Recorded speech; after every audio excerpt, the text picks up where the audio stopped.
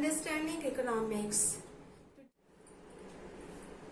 So we will start today's class with the meaning of microeconomics. But first of all, we will study what is economics. Economics is all about making choices in the presence of scarcity.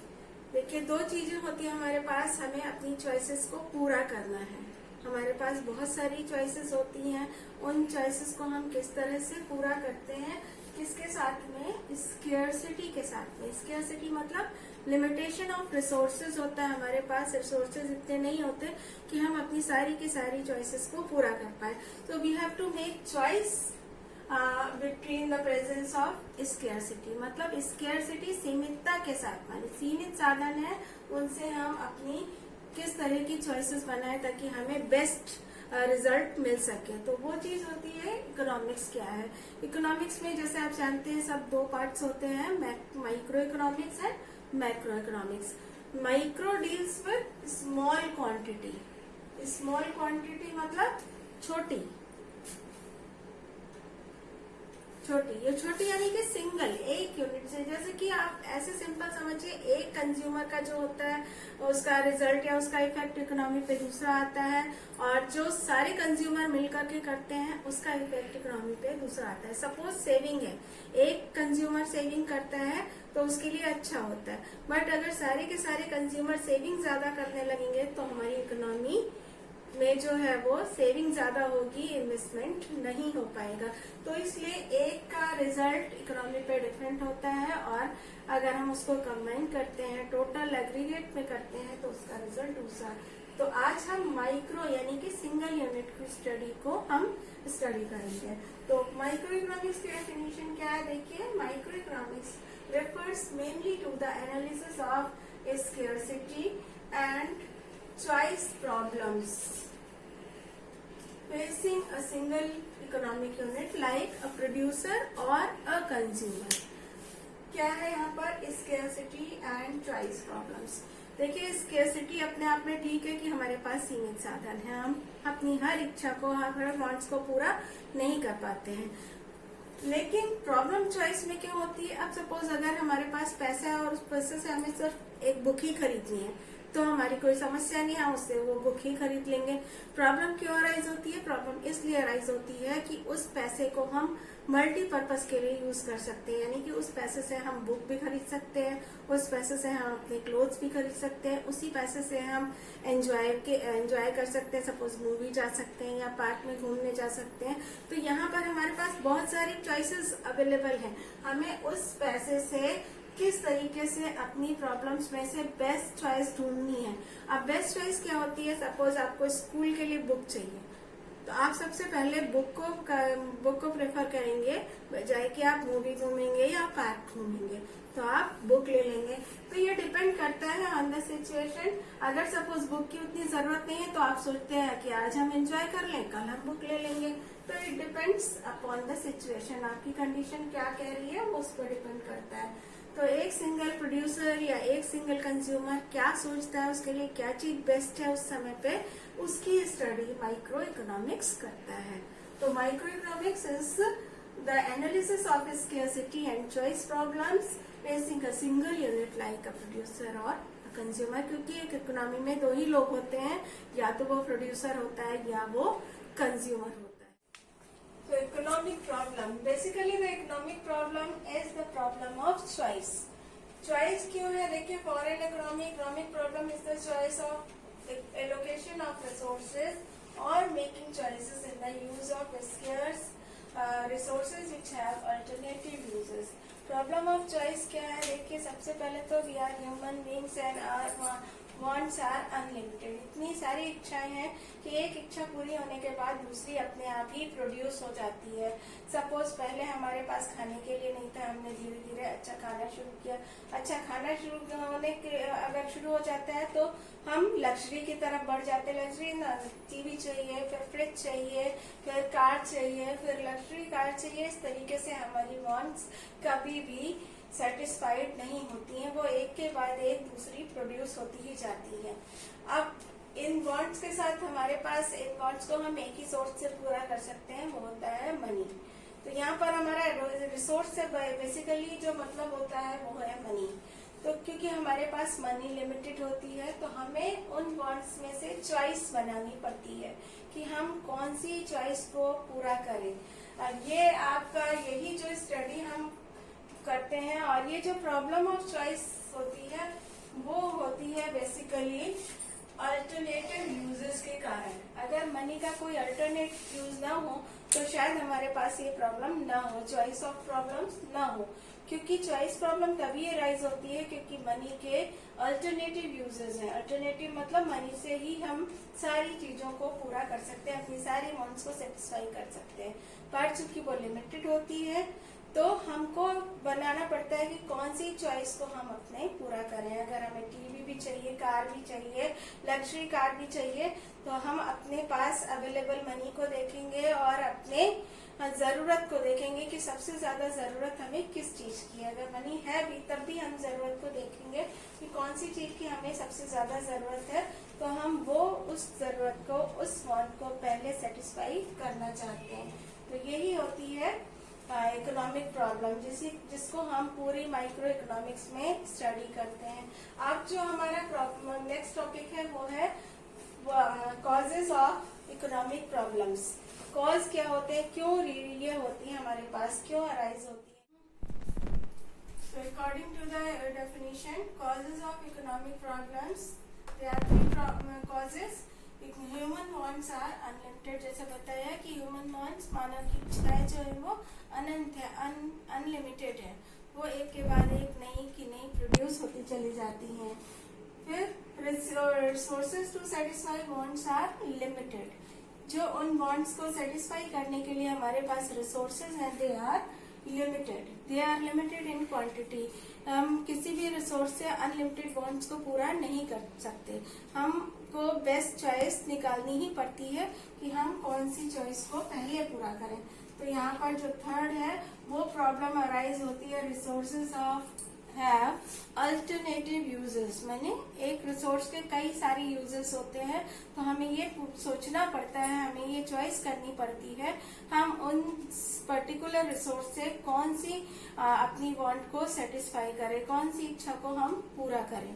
तो ये हमारी जो problem होती है वो तीन चीजों से होती है। Wants are unlimited and resources to satisfy wants are limited and resources have alternative uses. Basically the problem of related to this alternative uses, अगर रिसोर्सेज अल्टरनेटिव यूज के ना होते, जैसे सपोज एक बीज है, बीज से हम सिर्फ फसल ही उगा सकते हैं। जैसे गेहूं का बीज है तो उससे गेहूं के ही फसल उगेगी, हमारे पास कोई चॉइस नहीं है। अब अगर हमें चाय है हमारे पास, हम उससे चाय ही बना सकते हैं। लेकिन पानी है, अब पानी का हम कई सारी चीजों में यूज कर सकते हैं। तो हमें अगर हमारे पास पानी लिमिटेड क्वांटिटी में है तो हमें पहले उसको चॉइस बनानी पड़ेगी कि हमें वो पानी पीना है या कुकिंग में यूज करना है या वॉशिंग में यूज करना है।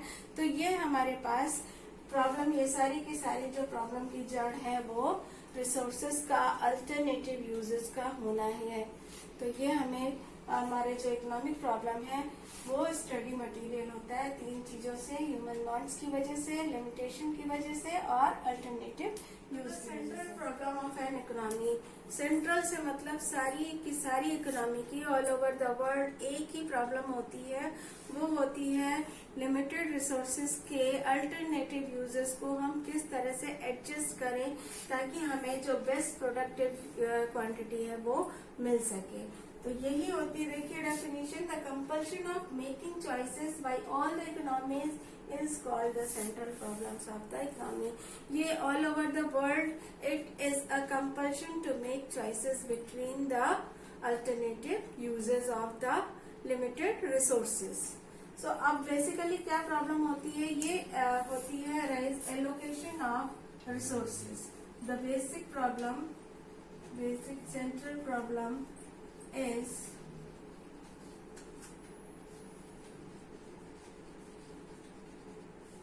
is the allocation of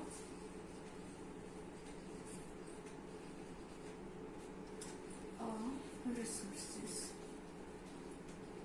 हम रिसोर्स को किस तरह से एलोकेट करें, किस तरह से प्रोडक्शन में डिवाइड करें कि किस हमें जो है बेस्ट रिजल्ट मिल सके। ये कौन कौन सी होती हैं? These are 3. One is what to produce, what to produce,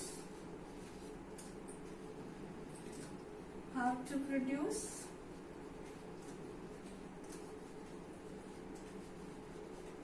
and for whom to produce.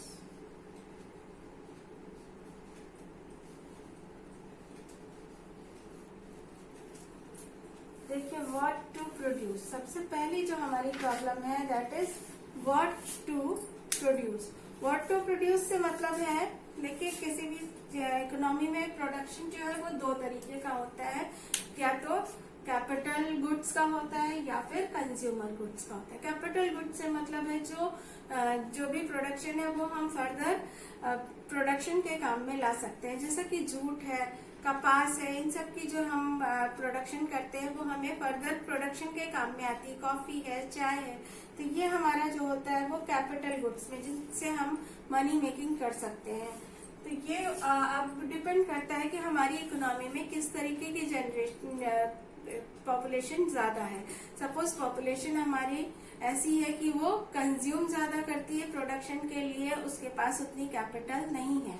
तो अगर हमारी इकोनॉमी जैसे मतलब एक मीडियम इकोनॉमी कही जाती है, मतलब डेवलपिंग इकोनॉमी है, अगर डेवलप्ड है तो वहाँ पर कैपिटल इंटेंसिव गुड्स का यूज ज्यादा होता है। अगर डेवलपिंग इकोनॉमी है तो उनको कंज्यूमर गुड्स ज्यादा चाहिए होता है, क्योंकि उनके पास उतना कैपिटल होता नहीं कि वो आगे प्रोडक्शन के काम कर सके। तो बेसिकली ये डिपेंड करता है इकोनॉमी पे कि हमारी इकोनॉमी किस तरीके की है और वहाँ पर किस चीज की डिमांड ज्यादा है।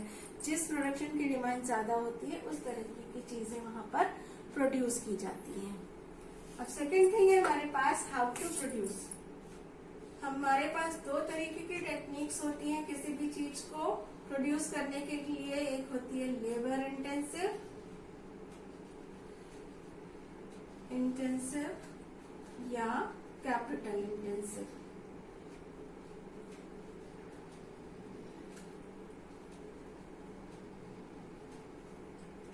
लेबर इंटेंसिव मतलब जिसमें कि हम लेबर ज्यादा यूज करते हैं, labour in the sense man power ज्यादा यूज करते हैं, या फिर हम कैपिटल इंटेंसिव टेक्निक्स यानी कि मशीनों का यूज ज्यादा करते हैं किसी भी चीज को प्रोड्यूस करने के लिए।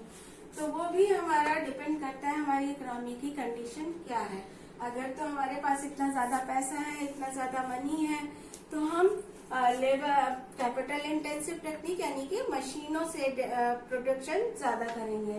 और अगर हमारे पास मनी कम है, रिसोर्स कम है, तो हम लेबर इंटेंसिव टेक्निक्स को अपनाएंगे, क्योंकि जैसे भारत जैसे देश में हमारे पास लेबर मैन पावर ज्यादा है, तो हमारे यहाँ पर मशीन के अपेक्षा मशीन के कंपैरिजन में लेबर इंटेंसिव टेक्निक को हम लोग ज्यादा, ताकि उनको एम्प्लॉयमेंट भी मिल सके और फर्दर इनकम भी प्रोड्यूस हो सके, ताकि वो डिमांड कर सके और इकोनॉमी आगे जा सके। तो ये डिपेंड करता है सारा का सारा इकोनॉमी किस तरीके की है। And the last for whom to produce, again कि पब्लिक कैसी है, पॉपुलेशन किस तरीके की चीजों की डिमांड कर रही है। तो हमको पब्लिक के लिए ही ऑब्वियस सी बात है कि हम प्रोड्यूसर के लिए कर रहे हैं। देखिए किसी भी इकोनॉमी में 2 ही लोग होते हैं, या तो वो प्रोड्यूसर होगा या वो कंज्यूमर होगा। तो अगर हमें कंज्यूमर के लिए प्रोड्यूस करना है, कंज्यूमर ज्यादा है, तो हमें कंज्यूमर गुड्स को प्रोड्यूस करना पड़ेगा, लाइक राइस है, व्हीट है, गेहूं, दाल, चावल, इस तरीके की चीजें बहुत ही है हमारी कंज्यूमर गुड्स। और अगर हम प्रोड्यूसर गुड्स को प्रोड्यूस करना चाह रहे हैं, हमारे पास बहुत ज्यादा हमारे यहाँ मतलब रिच पीपल है, कैपिटलिस्ट है, वो हम प्रोडक्शन में ज्यादा इन्वॉल्व हो सकते हैं, तो हमें प्रोड्यूसर गुड्स को प्रोड्यूस करना ज्यादा होगा। तो प्रोड्यूसर गुड्स या हम कंज्यूमर गुड्स, ये डिपेंड करता है हमारे लोग कैसे हैं, वहाँ पे पॉपुलेशन किस तरीके की है, तो वो किस तरीके की चीजों की डिमांड कर रही है, तो हमें उन्हीं लोगों के लिए प्रोड्यूस करना होता है।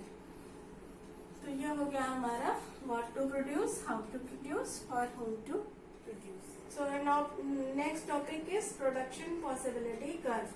मैंने एक इकोनॉमी में, देखिए सिंपली हम आपको बता रहे हैं किसी भी इकोनॉमी में अवेलेबल रिसोर्सेज के थ्रू जो भी हम मैक्सिमम प्रोडक्शन करते हैं वो होता है प्रोडक्शन पॉसिबिलिटी। अब उसको हम ग्राफिक वे में अगर प्रेजेंट करते हैं तो उसको हम प्रोडक्शन पॉसिबिलिटी कर्व कहते हैं। बट यहाँ पर हमको आपको सिर्फ ये समझाना है कि किसी भी इकोनॉमी की मैक्सिमम प्रोडक्शन पॉसिबिलिटी क्या हो सकती है। तो यहाँ पर हम आपको सिर्फ 2 गुड्स की एग्जाम्पल ले रहे हैं कि ताकि आपको समझने में आसानी हो, क्योंकि अगर हम बहुत सारी गुड्स को एक साथ स्टडी करेंगे तो ना ही तो हम आपको एक प्रॉपर एक्सप्लेन कर पाएंगे और ना ही वो आपको समझ में आएगा। तो सिंपल अभी हमने यहाँ पर 2 गुड्स को लेकर के किस तरह से मैक्सिमम यूज के साथ हम मैक्सिमम प्रोडक्शन कर सकते हैं वो बताने जा रहे हैं। देखिए क्या है definition. PPC curve is a graphical representation of all possible combinations of 2 goods which an economy can produce with available technology and full and efficient use of given resources। देखिए यहाँ पर 2-3 चीजें दी हुई हैं। अवेलेबल टेक्नोलॉजी, किसी भी economy में technology different types की होती है। मैन से रिलेटेड होती है, मैन पावर से रिलेटेड होती है या कैपिटल से रिलेटेड होती है। तो जो भी उस इकोनॉमी की अवेलेबल टेक्नोलॉजी है वहाँ पर, और उस टेक्नोलॉजी का पूरा यूटिलाइजेशन वहाँ पर हो रहा है। इसमें कुछ भी अनएम्प्लॉयड नहीं है, कोई भी ऐसा रिसोर्स नहीं है जिसको हमने उस इकोनॉमी के प्रोडक्शन में नहीं यूज किया है। वो या तो एक गुड के प्रोडक्शन में यूज हो रहा है या वो दूसरी गुड के प्रोडक्शन में यूज हो रहा है। पूरा जो भी रिसोर्सेज हैं वो पूरी तरह से यूटिलाइज हो रहा है। तो इसी के लिए हम यहाँ पर एजम्पशंस लेते हैं हमारी कुछ। देखिए इकोनॉमिक्स में एजम्पशंस बहुत ज्यादा जरूरी होती हैं, क्योंकि आपको पता है economics is a study of human behaviour. तो ह्यूमन बिहेवियर कांस्टेंट नहीं हो सकता। हम फिजिक्स और केमिस्ट्री के तरह यहाँ पर हम ये नहीं कह सकते कि ये यहाँ पर किसी चीज की डिमांड प्राइस बढ़ने से कम होगी, या ये नहीं कह सकते प्राइस कम होने से डिमांड बढ़ जाएगी। It depend on the human behaviour. एक कॉमन हम राय ले लेते हैं कि ऐसा होता है, लेकिन वो जरूरी नहीं वो किसी एक के लिए भी अप्लाई हो। सपोज किसी एक को वो चीज बहुत अच्छी लगती है तो वो चीज किसी भी कीमत पे खरीद सकता है, चाहे उसका प्राइस बहुत ज्यादा हो तब भी वो खरीदेगा, क्योंकि वो उसकी पसंद है, वो उसकी एडिक्शन है वो चीज, तो वो चीज लेगा। तो ये ह्यूमन बिहेवियर को हम एक कुछ अजम्पशंस के साथ ही अप्लाई कर सकते हैं, वरना वो प्रॉपर सटीक नहीं बैठता है। वो मतलब आपको लगेगा कि ये थ्योरी ही गलत है। तो बिना अजम्पशंस के कोई भी इकोनॉमिक थ्योरी अप्लाई नहीं हो सकती। तो जैसे हमने यहाँ पर एज्यूम कर लिया कि 2 ही गुड्स प्रोड्यूस हो रहे हैं, ऐसा होता नहीं है, लेकिन यहाँ पर हम चूंकि स्टडी कर रहे हैं और स्टडी को इजी बनाने के लिए हमने ये एज्यूम कर लिया कि एक इकोनॉमी में 2 ही गुड्स प्रोड्यूस की जा रही है। और उसके साथ हमने ये भी एज्यूम कर लिया कि resources are given and fixed. देखिए ऐसा हो सकता है कि किसी भी इकोनॉमी में कोई नया इन्वेंशन हो जाए, कोई नई टेक्नोलॉजी डेवलप हो जाए, तो हम उस चीज को यहाँ पर नेग्लेक्ट कर दे रहे हैं। यहाँ पर हमने ये मान लिया है कि जो हमारे पास रिसोर्सेज है वो फिक्स्ड है, वो ना तो बढ़ रहे हैं ना ही घट रहे हैं, ना ही किसी नेचुरल कैलेमिटीज नेचुरल डिजास्टर के थ्रू डिस्ट्रॉय हो रहे हैं और ना ही किसी इन्वेंशन के थ्रू उनको बढ़ाया जा रहा है। तो दे आर फिक्स्ड। तीसरी जो टेक्नोलॉजी गिवन है वो चेंज नहीं हो रही है, जो भी है वो कांस्टेंट है, उसमें ना ही कोई इम्प्रूवमेंट हो रहा है ना ही तो कोई उसमें मतलब कोई भी वो खराब हो रही है या घिस रही है। तो ये भी हमने मान लिया कि वो चेंज नहीं हो रही है। और फिर उसके बाद हमने यहाँ पर मान लिया है कि resources are not equally efficient in production of 2 goods. मतलब इस लाइन का मतलब यह है कि कोई भी जो रिसोर्सेज है या तो किसी एक गुड के लिए बहुत अच्छा होता है या वो दूसरी गुड के लिए बहुत अच्छा होता है। सपोज कोई टीचर है या वो इकोनॉमिक्स बहुत अच्छा पढ़ाएगा या वो इंग्लिश बहुत अच्छा पढ़ाएगा। तो यहाँ पर हमने मान लिया है कि रिसोर्सेज जो भी दिए हुए हैं वो या तो एक गुड के लिए अच्छे हैं या वो दूसरी गुड के लिए, मतलब they are not equally efficient with the 2 goods, they are different in the production of 1 good. Production possibility curve को हम लोग इस एक शेड्यूल और करके से अच्छे से समझ पाएंगे। तो एक हमने शेड्यूल बनाएंगे। देखिए प्रोडक्शन पॉसिबिलिटी है फर्स्ट कॉलम में, दूसरे कॉलम में हमने 2 गुड्स लिया था। तो first good is wheat and second good is rice. तो ये पॉसिबिलिटीज इन लैक टन्स में है, तो 0। अब यहाँ पर देखिए दिखाई दे रहा है ए कॉम्बिनेशन पे वीट का प्रोडक्शन 0 है। सारा का सारा जो हमारे पास अवेलेबल रिसोर्सेज हैं हम वो राइस के प्रोडक्शन में यूज कर रहे हैं। तो राइस का प्रोडक्शन है 15 लाख टन्स। यहाँ पर हमने एक प्रोडक्शन 0 कर दिया है, तो हमारे उस इकोनॉमी का जो प्रोडक्शन है राइस का वो 15 है। सेकेंड बी कॉम्बिनेशन में क्या आपको दिखाई दे रहा है, इन्होंने इसका 1 लाख टन कम किया है, तो यहाँ पर 1 लाख टन वीट का प्रोडक्शन बढ़ा दिया है। यानी कि दूसरे कॉम्बिनेशन में 1 लाख टन वीट का प्रोडक्शन हो रहा है और 14 लाख टन राइस का प्रोडक्शन हो रहा है। सी कॉम्बिनेशन हमें बता रहा है कि वीट का 2 लाख प्रोडक्शन है और राइस का 12 लाख प्रोडक्शन हो रहा है 12 लाख टन्स में। तो देखिए यहाँ पर इसी तरह से डी कॉम्बिनेशन में 3 है, यहाँ पर 9 है, ई है, 4 है, 5 है। फिर एफ कॉम्बिनेशन में 5 लाख टन्स पे है और ये यहाँ पर राइस का प्रोडक्शन 0 हो गया है। तो देखिए यहाँ पर डिफरेंस इसलिए आ रहा है, कई बार आप सोच रहे होंगे यहाँ पर एक बढ़ा फिर यहाँ पर एक बढ़ा, ये तो ज्यादा कम होता जा रहा है।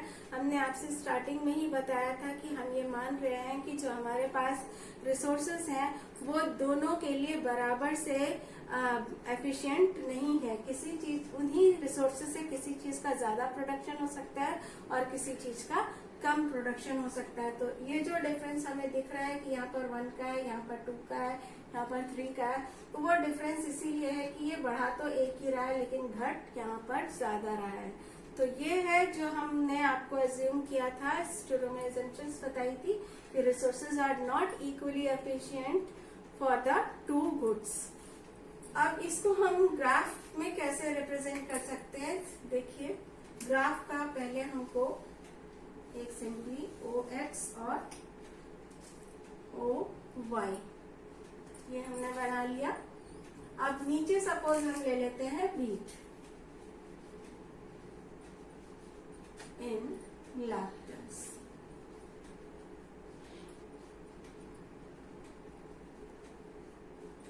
और ये हमने ले लिया राइस इन लाख टन्स, ठीक है। और यहाँ पर हम मार्क कर लेते हैं नीचे से 1 2 इक्वल हमें दिखाना पड़ेगा 3 4 5।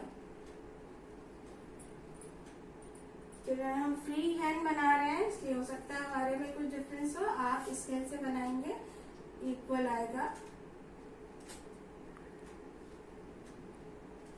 यहाँ पर ये 0 हो गया, हम आपको 3 3 के ऊपर बताते हैं 3 6 9 12 15, ठीक है।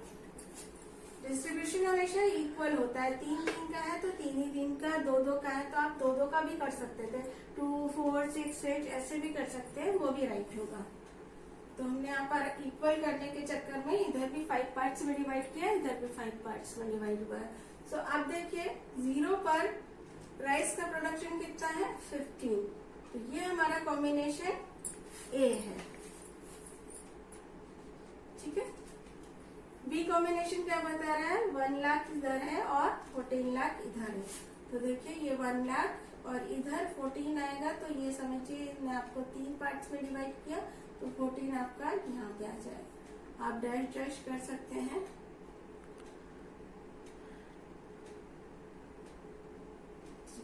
ये आ गया 14 पे। तो ये जो आपका बना ये बी कॉम्बिनेशन बन गया, this is combination B. C combination क्या बता रहा है 2 पे 12, देखिए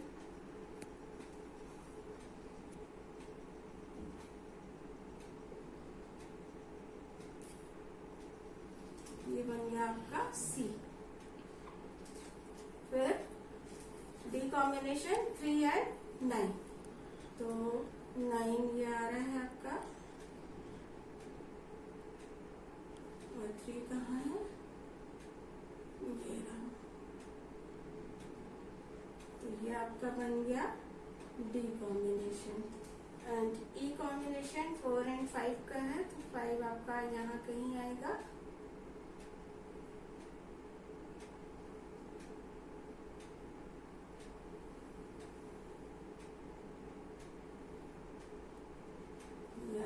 E and the last F combination यहाँ पे आएगा। 0 है इधर वीट का प्रोडक्शन, और सॉरी राइस का प्रोडक्शन 0 है और वीट का प्रोडक्शन 5 लाख का है। ये है आपका एफ कॉम्बिनेशन। अब इन पॉइंट्स को जब आप ज्वाइन करेंगे तो आपको जो मिलेगा वो होगा,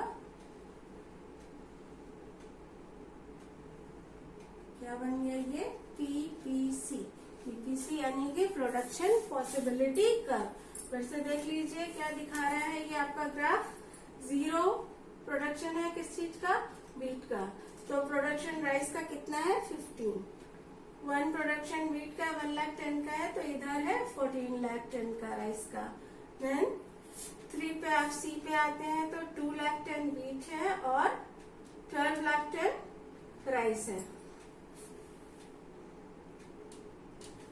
ठीक है, उसके बाद डी कॉम्बिनेशन में 3 लाख टन है और इधर 9 लाख टन है, और ई कॉम्बिनेशन में 4 लाख टन है, इधर 5 लाख टन है राइस का।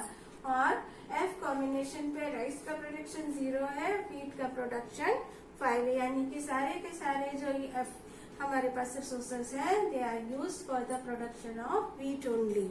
राइस का प्रोडक्शन यहाँ पर 0 है। तो इन पॉइंट्स को जब आप ज्वाइन करेंगे तो आपको पीपीसी मिल जाएगा, यानी कि ये आपका प्रोडक्शन पॉसिबिलिटी है जो हमने यहाँ पर रिज्यूम किया था कि कोई भी इकोनॉमी इन 2 चीजों का प्रोडक्शन कर रही है और उस सारी जो आपके पास उस इकोनॉमी के पास रिसोर्सेस है वो सारा का सारा यहाँ पर यूटिलाइज हो रहा है, वो इतना मैक्सिमम प्रोडक्शन कर सकती है। इस कर्व के वो किसी भी पॉइंट को चूज कर सकती है। अब यहाँ पर हमने 2 चीजें आपको आगे जो है वो आपके पास आ सकता है कि ये प्रोडक्शन जो लाइन के बाहर है बाहर जा सकता है या नहीं। ये तो आपका मैक्सिमम प्रोडक्शन पॉसिबिलिटी कर्व हो गया। उसके अगर अंदर है कोई कर्व, सपोज ये बच्चों ये सिर्फ एक्स्ट्रा बता रहे हैं कि अगर उसके अंदर कोई भी कॉम्बिनेशन है, अगर कोई भी इकोनॉमी इस कॉम्बिनेशन को चूज नहीं कर रही है, उसके अंदर के किसी भी पॉइंट पर वो प्रोडक्शन कर रही है, तो ये आपको क्या बताएगा, ये आपको ये बताता है कि वो इकोनॉमी इतने रिसोर्सेस का यूटिलाइजेशन नहीं कर रही है, यानी कि उसके कुछ साधन बेकार पड़े हुए हैं। उसकी कैपेसिटी है अभी और प्रोड्यूस करने की और वो प्रोड्यूस नहीं कर रही है। या एक पॉसिबिलिटी ये भी हो सकती है कि किसी वजह से उसकी प्रोडक्शन पॉसिबिलिटी कम हो गई है। सपोज भूकंप आ गया है, बाढ़ आ गई है, सूखा पड़ गया है, तो उसकी प्रोडक्शन पॉसिबिलिटी कम हो गई है। दोनों में से कुछ भी हो सकता है, या तो वो उसके पास अवेलेबल है रिसोर्सेज और वो यूटिलाइज नहीं कर रहे हैं, या उसकी पॉसिबिलिटीज अब कम हो गई हैं। और अगर प्रोडक्शन पॉसिबिलिटी से बाहर कोई भी पॉइंट वो चूज करती है, जनरली तो वो चूज कर नहीं सकती क्योंकि उसके पास इतने ही मैक्सिमम एफिशिएंट साधन है, रिसोर्सेस हैं जो कि वो यूटिलाइज कर चुकी है ऑलरेडी इस पॉइंट पर। अगर सपोज इस पॉइंट के बाहर वो यूटिलाइज करने लगती है तो इसका मतलब है उसकी प्रोडक्शन पॉसिबिलिटी अब बढ़ गई है, पहले से ज्यादा हो गई। या तो उसने कोई नई टेक्नोलॉजी डेवलप कर ली है, या कोई नया इन्वेशन मिल गया है, या कोई नई खोज हो गई है, जैसे तेल का भंडार मिल जाता है, कभी सोने का भंडार मिल गया, कोई चीज ऐसी मिल गई तो उससे उसकी प्रोडक्शन पॉसिबिलिटी बढ़ गई है। तो यहाँ पर ये दोनों चीजें भी हमें स्टडी करनी पड़ती हैं। आपसे क्वेश्चन पूछा जा सकता है एग्जाम में कि अगर वो अंदर किसी पॉइंट पर है तो क्या स्थिति है, अगर वो बाहर किसी पॉइंट पर है तो क्या स्थिति है। तो उसका मतलब कम या ज्यादा होने से उसकी प्रोडक्शन पॉसिबिलिटी कम हो गई है या फिर बढ़ गई है। तो ये जो पॉइंट हम आपको बता रहे थे कि ये इस पीपीसी के अंदर किसी पॉइंट पर प्रोडक्शन करे या बाहर किसी पॉइंट पर कर रही है, इन दोनों केसेस को shift of PPC, shift of production possibility curve कहते हैं। मतलब इकोनॉमी मतलब उसकी कैपेसिटी कम हो गई है या इकोनॉमी की कैपेसिटी प्रोडक्शन पॉसिबिलिटी बढ़ गई है। तो ये आपका हो जाता है shift of PPC. Production possibility rightward shift हुआ है तो पॉसिबिलिटी बढ़ गई है, डाउनवर्ड शिफ्ट हुआ है तो पॉसिबिलिटीज घट गई हैं। अब इसी के साथ एक क्वेश्चन और होता है, why is PPC downward sloping downward sloping, sorry यहाँ पर हमको एक चीज और लिखनी थी, डाउनवर्ड स्लोपिंग। डाउनवर्ड स्लोप क्यों होता है इसका? देखिए डाउनवर्ड स्लोपिंग इसलिए होता है क्योंकि हमने आपको बताया कि रिसोर्सेज लिमिटेड है और उन रिसोर्सेज को ही हम या तो इस चीज के प्रोडक्शन में लगा रहे हैं या इस चीज के प्रोडक्शन में लगा रहे हैं। अब अगर हम टोटली यूटिलाइज, जैसे यहाँ पर एक कॉम्बिनेशन था जिसमें हमने केवल राइस को प्रोड्यूस किया, यानी कि जितना भी हमारे पास इकोनॉमी के पास थी कैपेसिटी, जो भी वो प्रोड्यूस कर सकती थी, वो सारा का सारा उसने राइस के प्रोडक्शन में यूटिलाइज कर दिया। अब अगर उसको किसी दूसरी चीज का प्रोडक्शन करना है तो वो उसको एक चीज का प्रोडक्शन घटाना पड़ेगा। सपोज हमारे पास 100 रुपए है और हम 100 रुपए से पूरा का पूरा एंजॉयमेंट के लिए खर्च कर सकते हैं। अब लेकिन हमें सपोज भूख भी लगी है, खाना भी खाना है, तो हमको क्या करना पड़ेगा कि हमको अपने एंजॉयमेंट को थोड़ा सा कम करना पड़ेगा और अपनी भूख को थोड़ा सा सेटिस्फाई करना पड़ेगा। यानी कि जो पैसा हम एंजॉयमेंट पे खर्च कर रहे हैं उसमें से थोड़ा पैसा हमको खाने के लिए बचाना पड़ेगा, तभी हम अपनी भूख को शांत कर पाएंगे। तो वही चीज होती है इकोनॉमी को, अगर उसके पास लिमिटेड रिसोर्स है तो अगर उससे वो दोनों चीज का प्रोडक्शन करना चाह रही है तो उसको एक चीज का प्रोडक्शन कम करना पड़ता है, तभी वो दूसरी चीज का प्रोडक्शन कर पाएगी। तो इसीलिए जो पीपीसी होता है वो डाउनवर्ड स्लोपिंग होता है। देखिए इसको हमने कम किया तो इसको बढ़ाया, फिर इसको और कम किया तो इसको और बढ़ा लिया, इसको और कम किया तो इसको और बढ़ा लिया। तो ये डिपेंड ऑन द कंडीशन होता है हम किस तरह का, लेकिन ये वर्ल्डली ट्रूथ है कि हम लिमिटेड चीज से अगर हमें ज्यादा से ज्यादा वांट्स को सेटिस्फाई करना है तो हमें एक किसी चीज को कम करना पड़ेगा और तभी वो हम दूसरी चीज को बढ़ा सकते हैं। तो ये रीजन है।